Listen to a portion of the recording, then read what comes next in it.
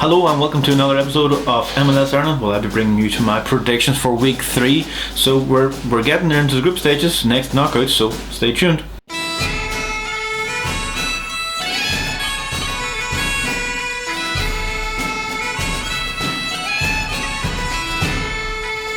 Thank you very much for joining me. My name is Sean, as always, and I will be bringing to you my predictions for the next 5 games of week 3. I know week 3 already started probably last night or this morning as well, but hey ho, it's MLS and it's all over the place at the moment. So I was watching the NYC game this morning. I only watched about 10 minutes of it, and I was working, so I didn't really get to see much of it. But my prediction of 1-0 to Inter Miami didn't really go down well, but it did. NYC won 1-0, so a bit of sleeping in the back, but they didn't. Inter Miami didn't do too bad. Then the other games were on as well. They weren't too bad. None really stand out for me at the moment. There's the Seattle Sounders won last night, which was a pretty good result for them. San Jose beat Chicago, which was a pretty good one, and then El Trafico, LA Galaxy got stuffed in that one. All in all, games have been pretty good, so might as well start off with my first one. And as I said, if you're new to this, hit that subscribe button below and hit that bell. People do that anyway. Hit the wee comments, do all that kind of crack, share it as you do. So the first game is Philadelphia against Orlando. Orlando should be up for this, even though that they've already gone through. So saying that, it could be either way. Against Philadelphia, who are a very, very good team, it's going to be interesting to see if Orlando, can really cope with the pressure that Philadelphia actually put you on, and the counter-attack as we saw against Inter Miami, how well they play. So this is one's going to be an interesting one.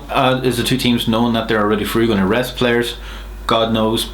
I do see a couple of changes, so my predictions are going to be probably wrong again, but shit happens. So saying that, Philadelphia should win this game if they have their full strength team on, regardless of who Orlando plays in their team. Philadelphia, I will be predicting probably like a 3-1 win. Philadelphia are too good of a team if they play the full strength. If they don't, then two teams are not going to be really well gelled in together, so it could possibly be a 1-0 to Philadelphia or 0-0, but I'm going to stick with my 3-1 win if they play a full strength team.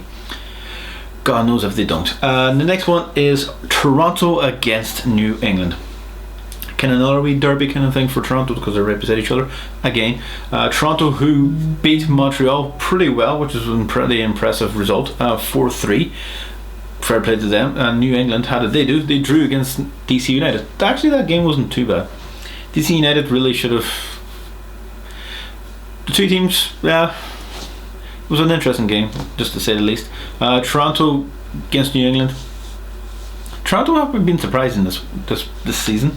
So far, they usually start off well and things, and then kind of tail off in the middle, and then kind of pick it back up again when things matter. But in this year, it doesn't really go like that. You need to matter at the very start, and which what they're doing at the moment is pretty good.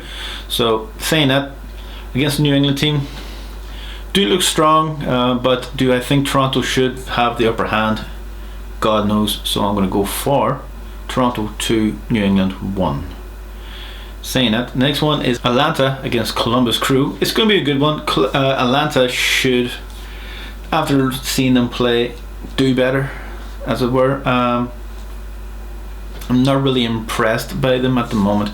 Columbus Crew, on the other hand, I'm very impressed with at the moment, with Nagby in the middle, who's actually been brilliant for them. Just kind of something like Atlanta could do with at the moment. Somebody within the middle to dictate playing stuff. They don't really have anything up front, as they're still missing Joseph Martinez. Columbus Crew looking very well at the moment. They're scoring many of goals. They beat New York Red Bulls quite convincingly. So saying that, this game could go anyway, but I do think Atlanta will lose again against Columbus Crew, because Columbus Crew are a pretty good team, and I think again Columbus Crew are already through, so God knows what way they're going to play this game. So saying that, I'm going to go for a 2-0 win again if Columbus Crew have their full team squad out. I don't know. The next one is Montreal against DC United. This could be an interesting game where the two teams are really going to try and go for it, as DC United already drew and Montreal has lost quite a few games. So if they really win this game, they can get a top off DC United and probably get that third place best spot if they do, but God knows if they will.